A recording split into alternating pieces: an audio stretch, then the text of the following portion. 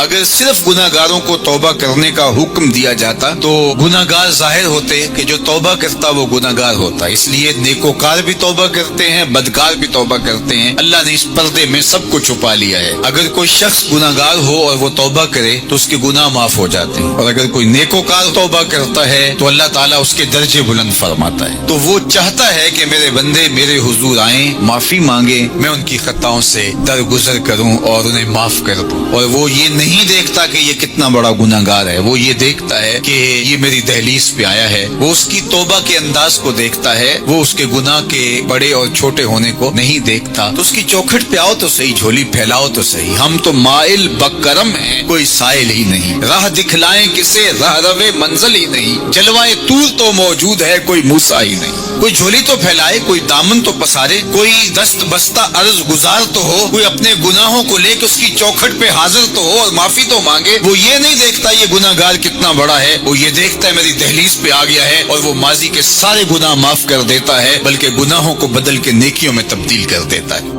جب بندے سے گناہ سرزد ہو جاتا ہے اور وہ معافی مانگ لیتا ہے تو اللہ کو وہ بندہ بڑا ہی اچھا لگتا ہے. انسان کے اندر چونکہ یہ دونوں چیزیں رکھی گئی ہیں تو کبھی کبھی اس سے گناہ بھی سرزد ہو جائے گا. نیکی اس کی عقل، اس کا فہم، اس کا ادراک، شریعت کی رہنمائی، انبیاء کی تعلیمات اسے بتائیں گی کہ وہ نیکی کے راہ پہ چلے. لیکن کبھی کبھی بائیں سمجھ سے جو خواہشات اور آرزو ہے وہ بھی اس کو گھیر لیں گے اور اچانک اس سے کبھی کوئی گناہ بھی ہو جائے گا. اور اگر اچانک اس سے کبھی گناہ ہو گیا، کبھی آنکھ بھٹک گئی، کبھی خیال بہک گئے، کبھی سوچ میں آوارگی آ گئی، کبھی زبان نے میلا لفظ بول دیا، تو پھر کیا ہے کہ پھر فوری معافی مانگ لے. مومن جب گناہ کرتا ہے تو ایسی کیفیت ہوتی ہے جیسے ابھی احد پہاڑ تلے آ گیا ہے. اگر اس نے توبہ نہ کی تو کچل دیا جائے گا. اللہ اکبر. تو پھر فوری معافی مانگتا ہے تو یہ اللہ کو بڑا ہی اچھا لگتا ہے. اللہ کہتا ہے فرشتوں سے کہ دیکھو میرا بندہ آخر میری دہلیز پہ آیا ہے نا، تم گواہ ہو جو میں نے اس کے سارے گناہ معاف کر دیے. تو گناہ کے بعد جو شرمندگی ہے، دیکھیے ایک اور جملہ کہتا ہوں، نیکی کرنے کے بعد جو تکبر پیدا ہوتا ہے کہ میں بڑی نیکی کر لی ہے اور باقیوں کو بندہ حقیر سمجھنے لگتا ہے، اور اس سے کوئی غلطی سرزد ہو جائے اس کے بعد شرمندگی ہوتی ہے اور اپنے آپ کو چھوٹا سمجھنے لگتا ہے اور اللہ سے معافی مانگتا ہے. تو اس نیکی کرنے کے بعد وہ جو آپ کے اندر تکبر اور رعونت اور عجب پیدا ہوا، اس سے کہیں بہتر ہے کہ آپ سے اگر کوئی خطا سرزد ہوئی تھی تو اس سے آپ کے اندر عجز اور توبہ کا جذبہ پیدا ہوا. اور اللہ کو یہ بڑا پسند ہے کہ کوئی بندہ، چونکہ ممکن ہی نہیں ہے کہ جب انسان ہے اس کے اندر یہ خواہشات رکھی ہیں تو کبھی اس سے، یہ انبیاء کی ذوات ہیں جو پاک ہیں، باقی کبھی کچھ خطا سرزد ہو جائے گی، اس سے معذرت کر لے. آپ نے نام سنا ہوگا ایاس کا. محمود غزنوی کا بڑا محبوب وزیر تھا اور بہت زیادہ بادشاہ اس سے محبت کرتا تھا، تو آیان سلطنت جلتے تھے. تو بادشاہ گاہے گاہے کوئی ایسا منظر ان کو دکھلاتا کہ اس سے میں خاص پیار کیوں کرتا ہوں. ایک دن بادشاہ کے ہاتھ میں موتیوں کی بھری ڈبیا تھی اور محل کے اندر یہ ایک حوض تھا، تالاب تھا، تو اس کے اندر اس نے وہ سارے موتی پھینک دیے.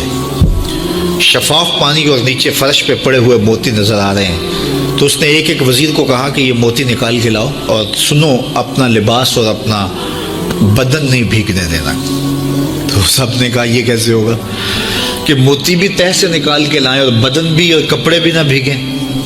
تو دوسرے کو کہا، اس نے کہا حضرت یہ کیسے ہوگا، یہ شرط ہٹائیں تو پھر میں نکال کے لاؤں. جب بات آئی ایاز کی تو ایاز نے فوراً چھلانگ لگا دی، موتی پکڑے، ڈھونڈے، ہتھیلی میں لیے اور کانپتے ہوئے بدن کے ساتھ بادشاہ کے سامنے پیش ہوا. حضور یہ لے لیجئے.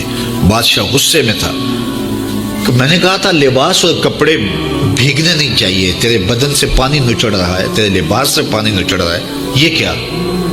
تو ایاز نے ہاتھ باندھ کے کہا بادشاہ سلامت، آپ کے دو حکم تھے. ایک حکم یہ تھا کہ موتی نکال کے لانے ہیں، دوسرا حکم یہ تھا کہ کپڑے اور بدن بھیگنا نہیں چاہیے. ایک کام میں نے کر دیا ہے، دوسری غلطی ہو گئی ہے، معافی چاہتا ہوں. تو کہا وزیرو یہ ہے خوبی اس کی. تم نے کہا ہم کیسے نکال کے لائیں، اس تالاب میں اتریں گے تو بدن تو بھیگے گا ہی بھیگے گا. تو کہا جب شہوات دی گئی ہیں، خواہشات رکھی گئی ہیں، آرزویں دیوانی ہیں، اور پھر اس کائنات کے اندر رہ کر کے حضرت انسان کبھی تو اس سیلاب کی غلاظت سے اپنے آپ کو بھر ہی دے گا، تو پھر کمال کیا ہے کہ نیکی کے پھول پیش کر دے، سجدے کے موتی پیش کر دے، رکوع اور قیام کے موتی پیش کر دے، ہمدردی انسانیت کے ساتھ پیار کے موتی پیش کر دے، سارے موتی پیش کرے، پھر مالک کا جلال کہ تیرے کپڑے کیوں بھیگے، یہ گناہ کیوں کیا، یہ گناہ کیوں کیا، ہاتھ جوڑ کے کہے مالک اس کی معافی مانگ، تو اللہ تعالیٰ پچھلے گناہ نہ صرف معاف کرتا ہے بلکہ ان گناہوں کو نیکیوں میں تبدیل کرتا ہے۔ یہ آیت کریمہ اپنے دامن میں اتنی روشنی اور اتنی جامعیت کے ساتھ دین کا خلاصہ ہمارے سامنے رکھتی ہے کہ ہماری روحیں وجد کرنے لگ جاتی ہیں۔ تو ارشاد فرمایا، بے شک اللہ حکم دیتا ہے عدل کا، احسان کا اور قرابت داروں کے ساتھ حسن سلوک کا، اور منع کرتا ہے بے حیائی سے، منکرات سے اور سرکشی اور تمرد سے، اور یہ اس لیے فرما رہا ہے کہ تم نصیحت پکڑو تاکہ تمہارے سینے ہدایت کے نور سے روشن ہوں اور منور ہوں۔ حضرت حسن بصری رضی اللہ تعالی عنہ فرماتے ہیں کہ اس آیت کریمہ میں اللہ نے کسی بھی امر خیر کو چھوڑا نہیں ہے، ساری خیر اس کا خلاصہ بطور حکم ہمیں ارشاد فرما دیا، اور پھر فرمایا کہ اللہ تعالیٰ جل شانہ نے کسی برائی کو نہیں چھوڑا جس سے ہمیں منع نہ کر دیا ہو۔ ابن عاشور نے لکھا ہے کہ جتنے بھی مفاسد ہیں، جتنے بھی گناہ ہیں، ان گناہ کی جڑ یہ تین چیزیں ہیں، بے حیائی، منکر اور باغی، اور ان تین چیزوں سے منع کر کے گویا سارا راستہ بند کر دیا گیا گناہ کا اور برائی کا، اور تین چیزوں کا حکم دے کر کے خیر کے سارے راستے کھول دیے گئے۔ تو اسی ایک آیت کریمہ پہ اگر عمل نصیب ہو جائے تو پورے دین کی لطافتیں اور برکتیں نصیب ہونا شروع ہو جائیں۔ تو تین چیزوں کا حکم دیا کرنے کا، ان اللہ یامر بالعدل، بے شک اللہ عدل کا حکم دیتا ہے، انصاف کا حکم دیتا ہے۔ اگر تم نجات پانا چاہتے ہو تو غصے کے اندر بھی اور سرشاری کے اندر بھی تمہیں عدل سے، انصاف سے کام لینا پڑے گا۔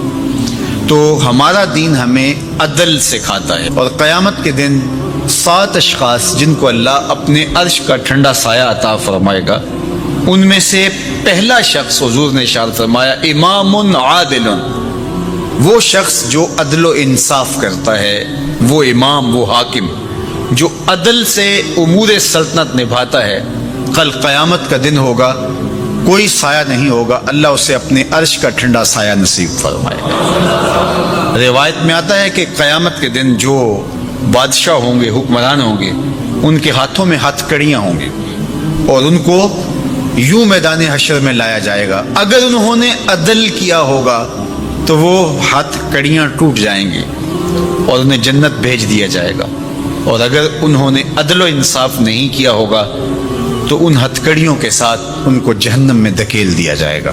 ہمیں عدل کرنے کی تلقین کی گئی، ملکوں کے اندر طمانینت، سکون اور قرار عدل کے ذریعے سے آتا ہے۔ ایک عربی کا مقولہ ہے الملک یدوم بالکفر ولا یدوم بالظلم، ملک کفر کے ساتھ تو قائم رہ سکتے ہیں لیکن ظلم کے ساتھ قائم نہیں رہ سکتے۔ علماء نے عدل کے حوالے سے یہ بات بھی لکھی ہے کہ اس کا مطلب اللہ نے ہمارے اوپر جو بھی فریضہ عائد کیا ہے اس کو پورا کرنا، یہ عدل کہلاتا ہے۔ لوگوں کی امانات کو ادا کرنا، یہ عدل کہلاتا ہے۔ ظلم کو ترک کرنا اور انصاف کا بول بالا، یہ عدل کہلاتا ہے۔ اس عدل سے مراد صاحب حق کو حق دینا ہے، جس کا جو حق ہے اس کو دینا، یہ عدل کہلاتا ہے۔ اللہ جو ہمیں عدل کا حکم دیتا ہے، اس کا مطلب ہے ہمارے ذمے جس کا حق ہے، ہمارے باپ کا ہے، ہماری اولاد کا ہے، ہماری ازواج کا ہے، ہمارے اہل خانہ کا ہے، ہمارے ہمسایوں کا ہے، دوستوں کا ہے، جس کا بھی حق ہمارے ذمے ہے، بلکہ فرمایا کہ تیرے نفس کا تیرے اوپر حق ہے۔ حدیث طویل ہے کہ حضور علیہ الصلوۃ والسلام نے فرمایا ان لربک علیک حقا، تیرے رب کا تیرے اوپر حق ہے، ولنفسک علیک حقا، اور تیرے نفس کا تیرے اوپر حق ہے، ولأہلک علیک حقا، اور تیرے اہل کا تیرے اوپر حق ہے، اور ایک حدیث کے لفظ ہیں ولزوجک علیک حقا، اور تیری بیوی کا تیرے اوپر حق ہے. فاتح کل ذی حق حقا، ہر صاحب حق کو تو نے حق ادا کرنا ہوگا. تو جس کا ہمارے ذمے حق ہے جب ہم وہ ادا کرنے لگ جائیں گے تو یہ عدل قائم ہوگا، اور عدل قائم ہوگا تو معاشرہ پرسکون ہو جائے گا. اللہ فرماتا وہ وقت کب آئے گا جب قرآن تمہاری زندگی میں اتر آئے گا، وہ وقت کب آئے گا جب اللہ کا ذکر تمہاری زندگی میں اتر آئے گا. زندگی تو جا رہی ہے، جوانی آئی، بڑھاپا آیا، لیل و نہار نے وقت بدلے، چرخ نے اپنے تیور تبدیل کیے، حکومتیں تبدیل ہوئی، زمانے تبدیل ہوئے، تو جہاں کھڑا تھا وہیں کھڑا رہا. 40 سال عمر عزیزت گزشت، مزاج تو از حال طفلی نہ گشت. سادی کہتے ہیں 40 سال عمر گئے لیکن تیرا بچپنا نہیں گیا. اور رومی کہتے ہیں داڑھی تیرے بعد آئی اور سفید ہو گئی اور تو کالے کا کالا ہی رہا. تیرے اندر نور نہیں آیا، تیرے اندر روشنی نہیں آئی، یہ تیرے بعد آئی اور پھر سفید بھی ہو گئی لیکن تو ابھی تک کالے کا کالا ہے. رب کہتا ہے وہ وقت کب آئے گا تمہارے سینے میں قرآن اترے، وہ وقت کب آئے گا ذکر سے تمہارے دل میں ارتعاش پیدا ہو، جب تم رب کا نام لو تمہاری آنکھیں آنسو کا خراج دینے لگے. وہ وقت کب آئے گا جو ہی قرآن کھلے چھم چھم تمہاری آنکھیں برسنے لگے. علم یعنی للذین آمنوا، وہ وقت کب آئے گا اہل ایمان کے لیے، ان تخشع قلوبہم لذکر اللہ وما نزل من الحق. اللہ اکبر. اللہ ہمیں وہ آج دن نصیب کر دے کہ قرآن سے یوں جڑ جائیں کہ قرآن کو پڑھیں، قرآن کے حرفوں سے نور پھوٹتا ہوا، درد پھوٹتا ہوا ہماری روحوں میں اترنے لگے، ہمارے قلوب میں اترنے لگے اور ہماری آنکھیں آنسو کا خراج دینے لگے. اب میں اور آپ دیکھیں ہماری زندگی قرآن کے ساتھ، اللہ کے ذکر کے ساتھ، اس کی یاد کے ساتھ کہاں تک جڑی ہوئی ہے. ہماری زندگی میں کہے کتنے ہیں، تفکرات کتنے ہیں، ہماری زندگی میں ٹھٹھے اور مذاق کتنے ہیں، اور عبرت حاصل کرنے کے مواقع ہماری زندگی کے اندر کتنے ہیں. پھر ارشاد فرمایا اعلموا، جان لو، انما الحیات الدنیا لعب و لہو و زینت و تفاخر بینکم. یہ دنیا ہے کیا جس کے پیچھے تم نے سب کچھ برباد کر دیا. سب سے قیمتی اثاثہ تو دل تھا، اس دل کو بھی دنیا کے لیے وار دیا. یہ دل تو رب نے اپنے لیے بنایا تھا. اے دل حجرہ رب سچے دا، یہ اس سچے رب کا حجرہ تھا. قلوب المومن عرش اللہ، مومن کا دل تو اللہ کا عرش تھا، لیکن اس عرش پہ بھی غیروں کو بٹھا لیا تو نے. جو تخت اس کا تھا، جس تخت پہ اس کی تجلیات کا نزول جلال ہونا تھا، اس دل پہ درہم و دینار اور ڈالر اور پاؤنڈ اس دل کے اوپر بٹھا لیے، یہ دل کے اوپر بٹھا لیے. یہ دل تو حجرہ رب سچے کا تھا، تو نے اس دل کو بھی اجاڑ دیا. تو یہ دنیا جس کے لیے تو نے سب کچھ کیا ہے کیا. اعلموا، جانو، انما الحیات الدنیا لعب و لہو و زینت و تفاخر بینکم. یہ دنیا کھیل کود ہے، آرائش ہے، اور ایک دوسرے کے اوپر تفخر کرنا ہے. وتکاثر فی الاموال والاولاد، فخر جتلانا، میرے بیٹے اتنے ہیں، ماشاءاللہ بڑے بڑے افسر لگے ہوئے ہیں، میرے پاس دولت اتنی ہے، میرے اتنے بنگلے ہیں، اتنا بینک بیلنس ہے، اتنے مربے، اتنی جائیدادیں. انسان ساری زندگی یہی کرتا رہتا ہے. وما الحیات الدنیا الا متاع الغرور. اور جو دنیا کا ساز و سامان ہے سوائے دھوکے کے سامان کے اور کچھ نہیں ہے. دنیا کے لیے تو دوڑ لگاتے ہو، باہمی رقابت بھی ہوتی ہے، ایک دوسرے سے آگے بڑھنے کی کوشش بھی ہوتی ہے. اللہ فرماتا ہے آؤ مسابقت کرو، آگے بڑھنے کی کوشش کرو. الا مغفرتن، مغفرت کی طرف، میں ربکم، جو تمہارے رب کی طرف ہے. وجنتن ارضھا کعرض السماء والارض، اس جنت کی طرف آگے بڑھنے کی کوشش کرو جس کی چوڑائی زمین و آسمانوں کے برابر ہے. زمین و آسمانوں کو پھیلا دیا جائے تو یہ جنت کی چوڑائی بنتی ہے، جس کی چوڑائی اتنی اس کی لمبائی کتنی ہوگی. تو فرمایا اس دنیا کے لیے تو بھاگتے ہو جو ختم ہو جانے والی ہے، آؤ بھاگو اس جنت کی طرف جس کی چوڑائی زمین و آسمان کے برابر ہے. اعدت للذین آمنوا باللہ ورسولہ، یہ اہل ایمان کے لیے تیار کی جا چکی.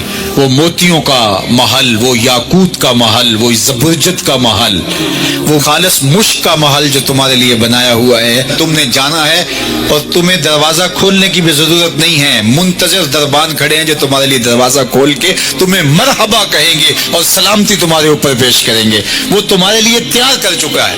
اصل تو زندگی وہ زندگی ہے، لیکن تم کس دنیا کے پیچھے بھاگ رہے ہو.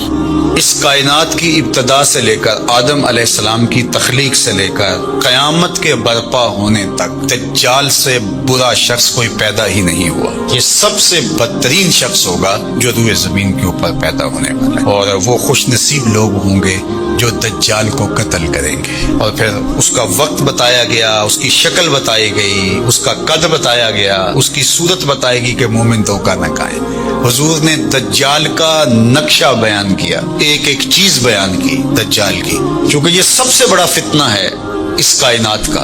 اس امت کا سب سے بڑا فتنہ تو یہ ہے جب سے آدم علیہ السلام تخلیق کیے گئے ہیں اس وقت سے لے کر کے آخری انسان تک سب سے بدترین، سب سے غلیظ، سب سے گندا، سب سے مکروہ اور سب سے برا وجود دجال کا ہے. اس لیے دجال کے فتنے سے ہر پیغمبر نے اللہ کی پناہ طلب کی ہے کہ اللہ مجھے اس کے فتنے سے بچانا. اللہ اکبر. کیونکہ بڑے بڑے لوگ اس کا شکار ہو جائیں گے. حضرت اسماء بنت یزید کہتی ہیں میں حضور کے گھر میں حاضر تھی اور ازواج مطہرات اور دیگر اہل خانہ بھی تھے کہ دجال کا تذکرہ چھڑا. تو اللہ کے محبوب نے ارشاد فرمایا جب دجال آئے گا تو اس کے آنے سے قبل جو 3 سال ہوں گے ان کی حضور نے حیات بیان فرمائی کہ آسمان تیسرا حصہ پانی کا روک لے گا. یعنی جتنی بارشیں برستی ہیں 2 حصے برسیں گی، 1 حصہ نہیں برسے گا، کم ہوگی بارش اس سال. اور زمین کی فصل بھی جتنی اگتی ہے اس کا تیسرا حصہ نہیں اگے گی، 2 حصے اگے گی. پھر اس کے بعد دوسرا سال آئے گا تو 2 حصے آسمان پانی روک لے گا اور زمین 2 حصے فصل روک لے گی. پھر تیسرا سال آئے گا تو 1 قطرہ بھی نہیں برسے گا اور زمین سے 1 دانہ بھی نہیں اگے گا. حتیٰ کہ کھروں والے جانور اور چرنے والے جانور اور کوہانوں والے جانور سارے کے سارے مر جائیں گے. یعنی اونٹ، بکریاں، گھوڑے سارے مر جائیں گے بھوک کی وجہ سے، قحط سالی کی وجہ سے. جب یہ 3 سال گزریں گے تو پھر دجال آئے گا اور دجال ایک دیہاتی کو ملے گا اور کہے گا کہ اگر تو چاہے اور مجھے رب مان لے تو میں تیرے گھوڑے اور تیرے یہ جانور زندہ کر سکتا ہوں. وہ کہے گا کہ اگر ایسا ہو جائے تو بہت اچھا. تو وہ اشارہ کرے گا تو اس کی بکریاں، اس کی گائیں زندہ ہو کے اس کے ساتھ آ جائیں گی. شیطان اس شکل میں جو ہے وہ نمودار ہوگا تو اسے لگے گا کہ سب کچھ زندہ ہو گیا اور وہ اس پہ ایمان لے آئے گا. اس کے بعد پھر دوسرے دیہاتی کو ملے گا اور اس کو بھی یہی کہے گا تو شیطان پھر اس کی بھیڑ بکریوں، اس کی گائے، اس کے اونٹ، ان کی شکل کے اندر ظہور پذیر ہو جائے گا تو پھر اس کے پیچھے وہ بھی چل پڑے گا. یہ 2 چیزیں حضور نے بھی بیان کی تھی کہ حضور کو باہر کوئی کام پڑ گیا تو حضور یہیں چھوڑ کے بعد تو باہر تشریف لے گئے. تھوڑی دیر کے بعد حضور جب واپس تشریف لائے تو حضرت اسماء بنت یزید اور گھر کی دیگر خواتین زاروں کے تار رو رہی تھی. تو حضور نے فرمایا تمہیں کیا ہوا، تم کیوں رو رہی ہو؟ انہوں نے عرض کی یا رسول اللہ صلی اللہ علیہ وسلم آپ نے جو دجال کا ذکر کیا، چونکہ صحابہ کے نزدیک سب سے قیمتی متاع ایمان ہے اور ہمارے نزدیک بھی سب سے قیمتی ایمان کی متاع ہی ہونی چاہیے.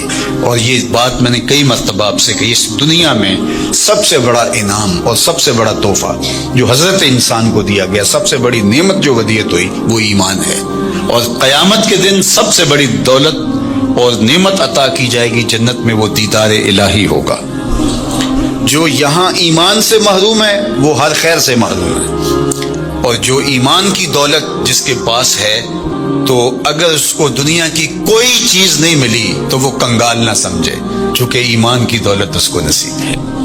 مومن ہو اور پھر کہے میرے پاس یہ نہیں، میرے پاس یہ نہیں، میرے پاس یہ نہیں، میرے پاس یہ نہیں، تو یہ مومن کو نہیں جچتا. وہ اس پہ مطمئن رہے کہ یہ وہ دولت جو بڑے بڑے لوگوں کو نہیں عطا کی اللہ نے اس عاجز اور فقیر کو عطا کر دی.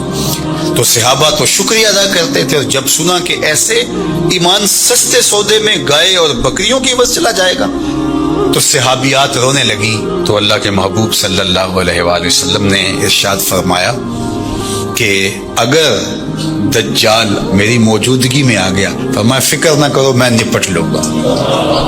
اور پھر آقا کریم نے ارشاد فرمایا کہ اگر میرے بعد آتا ہے تو پھر ہر مومن کا اللہ خلیفہ ہوگا، یعنی اللہ اس کی طرف سے اس کی حفاظت فرمائے گا. اور حضرت اسماء بنت یزید کہتی ہیں کہ میں نے عرض کی یا رسول اللہ صلی اللہ علیہ وسلم آج بھوک برداشت کرنا ہمارے لیے بہت مشکل ہے. یعنی اگر کھانا نہیں ملتا تو بھوکا آدمی کیا کچھ نہیں کر گزرتا. بھوک ضمیر بیچنے پہ مجبور کر دیتی ہے. آپ نے دیکھا لوگ گردے بیچنے پہ مجبور ہو جاتے ہیں. تو بھوک پر لوگ ایمان کیوں نہیں بیچیں گے؟ آج جب کہ آپ سامنے ہیں تو بھوک تنگ کرتی ہے تو بے تاب ہو جاتے ہیں. اور صدیوں کے بعد جب خوشحالیاں آ جائیں گی اور دجال یہ پیکج لے کے آئے گا، اس وقت مومنوں کا، مسلمانوں کا کیا حال ہوگا؟ جب اتنے فاقے ہوں گے، 3 سال تک کچھ کھانے کو نہیں مل رہا ہوگا، تو پھر کیا بنے گا؟ یہ پریشانی اس نے تڑپا دیا ہے۔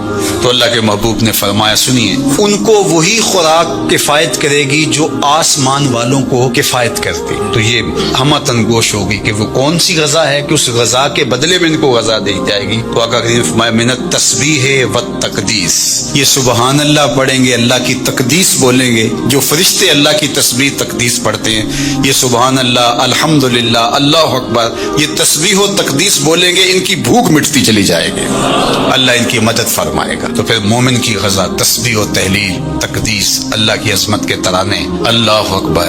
اس لیے ہم نے بزرگوں کو دیکھا ہے کہ ان کو کھانا بھی یاد نہیں رہتا تھا حضور کی حدیثیں پڑھتے ہوئے۔ یہ وقت تو گزر گیا اور گزر رہا ہے تیزی کے ساتھ، یہ تو کس کو یاد رہتا ہے؟ ان کو کھانا تک یاد نہیں رہتا تھا، وقت گزر جاتا تو ان کو جھنجھوڑ کے کہتے، میاں فجر کی اذان ہو رہی ہے، اٹھو ذرا۔ تو یہ ہمارے بزرگوں کی کہانیاں دل آویز ہے، اور واقعی اللہ کا ذکر پیاس بھی مٹا دیتا ہے اور بھوک بھی مٹا دیتا ہے اور تسکین قلب کا سامان کر دیتا ہے۔